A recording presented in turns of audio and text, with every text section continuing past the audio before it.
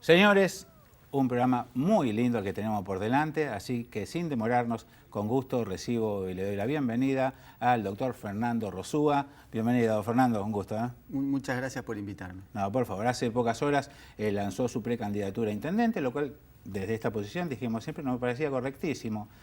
Sincerar, la vida política es constante. Y también aprovechando, Fernando, que estás aquí y que has sido funcionario del Servicio Penitenciario de la provincia, consultarte, decir si no tenés inconveniente. No, por favor.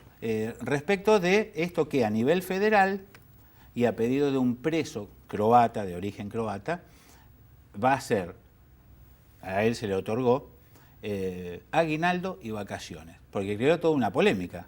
Incluso en las últimas horas, y disculpa que me extienda, se conformó un sindicato de trabajadores privados de la libertad, claro, con cabecera en Devoto. Vos lo has vivido de adentro, sí, y quisiera saber tu opinión.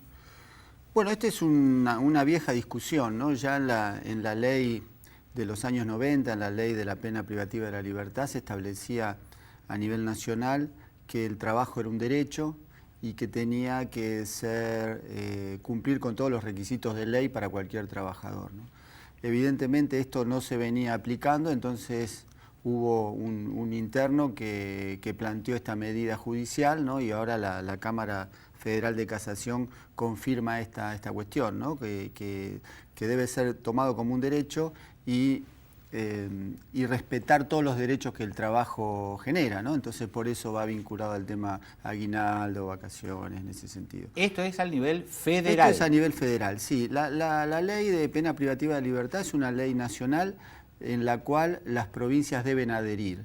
La provincia de Santa Fe adhirió a esa ley, excepto en este tema.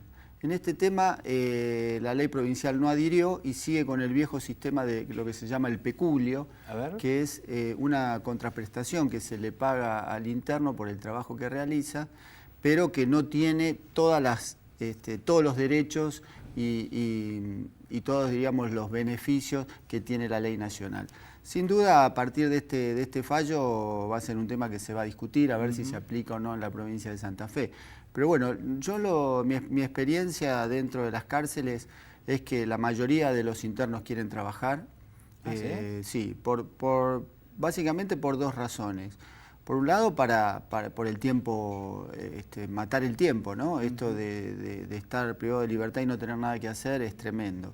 Entonces siempre hay un deseo de hacer actividades y el trabajo es una de ellas. Pero también por este dinero que reciben dentro de la provincia de Santa Fe, este peculio, porque pueden ahorrar un poco de dinero y básicamente alcanzárselo a su familia, ¿no? Para poder seguir manteniendo a su familia. Entonces el desafío en la provincia de Santa Fe, yo te diría, Andrés, es generar que todos los internos trabajen, para lo cual hay que generar condiciones edilicias y de funcionamiento del sistema para que no haya un interno que quede sin trabajar. Fernando, sí. Yo tomé estos datos, porque obviamente nosotros la clase media ante este tipo de informaciones saltamos enseguida. Sí. Desde el 1 de septiembre el salario mínimo vital y móvil, que es lo que cobran los federales, los detenidos federales, es de 4.400 pesos. Desde el 1 de enero aumentará en 300 pesos, pero en la actualidad es 4.400.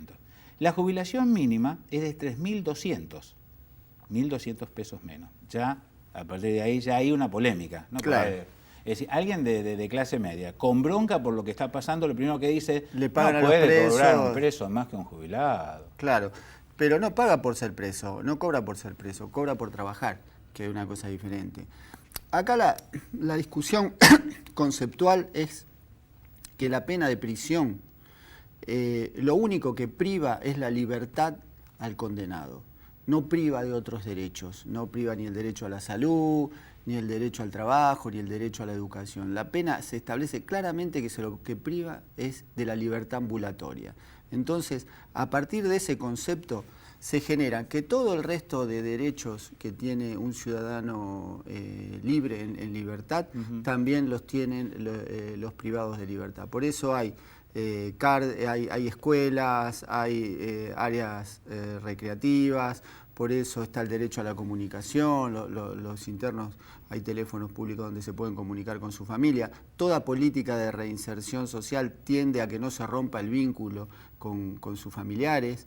Y el tema laboral no solo hace a la vida dentro de la unidad, sino que es la herramienta de inserción social, la mejor herramienta de inserción social una vez que salga de prisión, ¿no? Porque la inserción laboral es lo que le va a permitir a ese condenado reinsertarse y llevar una vida en el marco de la ley. Entonces, no es un tema que hay que descalificarlo, al contrario, hay que darle importancia, es importante calificar y capacitar a los internos en el trabajo, cosa que en el momento de la salida puedan realmente insertarse laboralmente y no tengan que volver a un circuito delictivo, ¿no? Que es el sentido de la ley, en realidad. Sí, es el sentido originario de la Constitución, es más. Exactamente. Te doy estos datos. De Devoto lo tomé ayer de un programa donde estuvo un señor detenido durante la dictadura, yo lo desconocía, que es quien llevó adelante la organización de este Sindicato de Trabajadores Privados de la Libertad y que tiene como primer reclamo la bancarización.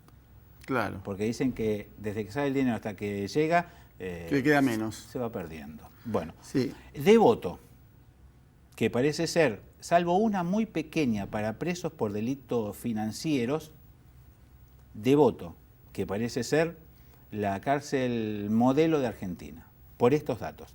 Hay 1.600 presos, de los cuales 1.500 trabajan. 100, los otros 100, no quieren ni trabajar, ni estudiar, ni hacer nada.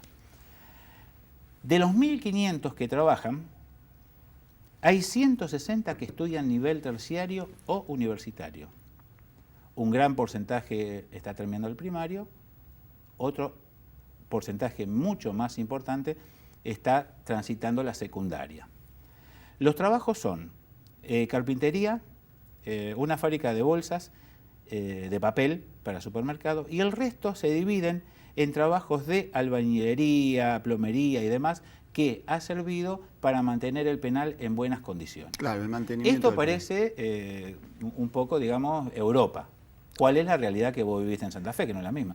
A mí me tocó hablar con, disculpen que caiga siempre en el mismo ejemplo, pero para mí me marcó tanto, en Rufino, con el doctor Carlos Fraticelli, donde estuvo preso 6 años en un lugar de 4x4, vi las fotos pegado a la salida del Pozo Ciego. Sí. Obviamente lo querían matar, pero al margen de eso, ¿cuál es la realidad en Santa Fe? La realidad en Santa Fe es dispar, por dos razones. Hay muchas personas privadas de libertad en comisarías o en alcaldías policiales, donde no existe ninguno de estas posibilidades, ni de educación ni de trabajo. Entonces esto ya nos achica el universo sobre el cual poder hacer este tipo de actividad, que es una falla que tiene la provincia de Santa Fe, ¿no? Toda persona, ya sea privada de libertad, ya sea procesada o condenada, tiene que estar en unidades penitenciarias y no en unidades policiales, ¿no? Este es el primer déficit de la provincia de Santa Fe. Dentro de los que están en unidades penitenciarias tenemos realidades distintas según la cárcel.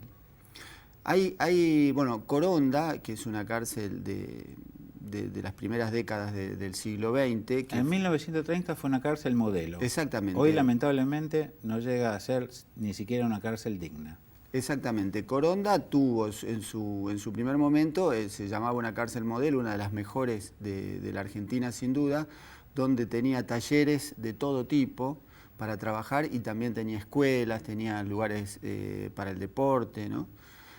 ¿Qué fue pasando a medida que fueron transcurriendo los años? Al no haber construcciones carcelarias, otras construcciones carcelarias, se fue adaptando Coronda, se fue ampliando y fueron perdiendo lugares y se fue, para cuestiones de alojamiento, se fueron restringiendo los lugares que había para trabajo, para educación, para deporte. Esto fue un gran error, que llevó a que en el año 2003, antes que nosotros asumamos, había en Coronda más de 1.500 internos, casi 1.600 internos. ¿Como Devoto? Sí, ¿Y en la lo actualidad? Que era una cárcel que estaba pensada para 800, 900 Claro, por eso, internos. sí. Es más, le leí en los primeros datos sobre el estudio de la creación, en 1930 estaba prevista para menos de 700. Claro, exactamente. Entonces, ¿qué pasó? Para resolver el problema de las comisarías de Rosario, de Santa Fe, iban todos a Coronda y se ampliaron los lugares en Coronda en lugar de construir cárceles nuevas. Entonces, esto generó una distorsión que terminó que Coronda sea una cárcel explosiva. Cuando nosotros llegamos al gobierno, como te decía, había más de 1.500 internos y muchos de los pabellones en condiciones lamentables. Bueno, todo el proceso que nosotros iniciamos fue de descomprimir Coronda, que vuelva a un número manejable de internos. Nosotros estimamos que con las nuevas construcciones Coronda no puede superar los 1.000 internos. Y sí, iniciar todo un proceso de construcción de cárceles nuevas. Nosotros en nuestra gestión construimos 3 cárceles nuevas en la provincia y dejamos preparadas 3 cárceles más. Pero este es el tema. Si vos no tenés condiciones de alojamiento dignas y donde la persona pueda tener un trabajo, tener un lugar de estudio, si vos no tenés esas condiciones edilicias, es imposible esto que se está planteando en Buenos Aires, ¿no? En el Servicio Penitenciario Federal. Muchos dicen, bueno, no hay que invertir en cárceles, hay que invertir en escuelas. Sí, hay que invertir en escuelas, pero en cárceles también, porque si vos no le das condiciones dignas de vida y donde pueda desarrollar todo su tratamiento penitenciario para habilitarse, para volver a reinsertarse socialmente, lo que es la cárcel es una reproducción y agrava la situación previa a la que el interno llegó. Te voy a dar un dato que para mí es significativo. Nosotros cuando estábamos en Coronda hicimos un análisis de la población y más del 95% de los internos no tenía la secundaria terminada, ¿no? Esto es un indicador hoy creo también. Que ha bajado, ¿no? Creo que ha bajado, que es mucho más preocupante y lamentable. 2 preguntitas para ir al corte, después hablar un poco de la política. ¿Es cierto que la gran destrucción de Coronda fue la creación, desde el punto de vista social interno, de los 2 bandos, los santafesinos y los rosarinos? ¿Que no se pudo contra eso? No, ese fue el resultado. Ese fue el resultado de una política errada. Yo en ese momento lo discutí mucho antes de que en las gestiones anteriores, incluso en la que nosotros estuvimos en el servicio penitenciario, que tiene que ver con esto que te dije. Coronda no se podía ampliar. Coronda había que tenerla en la cantidad de internos para la cual estaba diseñada, con los lugares de recreación, talleres, con una relación de cantidad de penitenciarios con internos razonable, manejable, y Coronda se sobredimensionó. Ese fue el gran error, lo que generó que en pocos años un personal penitenciario que estaba acostumbrado a manejar 800, 900 internos pasó a manejar 1.500. Esto genera dificultades en el trabajo, temor incluso, ¿no? Temor para el personal penitenciario de cómo trabajar en esa realidad. Y se desmadró, ¿no? Y el resultado fue ese enfrentamiento. Hubo otro, un año antes que nosotros ingresemos, hubo un hecho, fue un motín muy importante de Coronda, donde se quemaron las escuelas, se quemó la capilla, ¿no?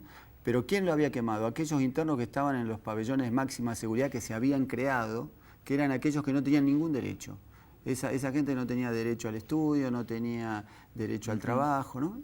Ellos toman la cárcel y lo primero que hacen, queman la escuela y la capilla, ¿no? Todo un símbolo de lo que fue pasar de esa cárcel modelo con armonía, con manejable, a una cárcel ingobernable.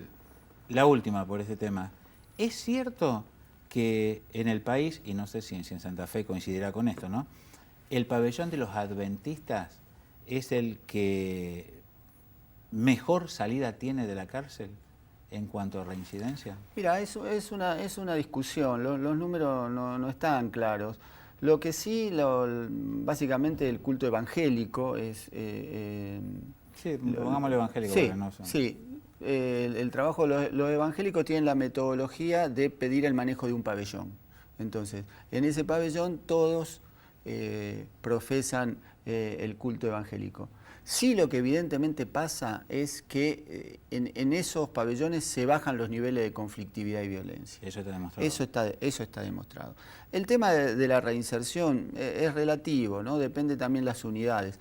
Hay experiencias muy buenas de pabellones, por ejemplo, de estudiantes en la provincia de Buenos Aires, en algunas cárceles, sí, donde en ese pabellón todos estudian, ¿no? Y esto da un importante índice de reinserción social favorable, ¿no? Entonces depende de las unidades, depende de la estrategia que se lleve adelante. No es la única solución la religión, ¿no? Si bien yo apoyo, valoro el trabajo que hacen los pastores, pero creo que hay también otras posibilidades de otras estrategias.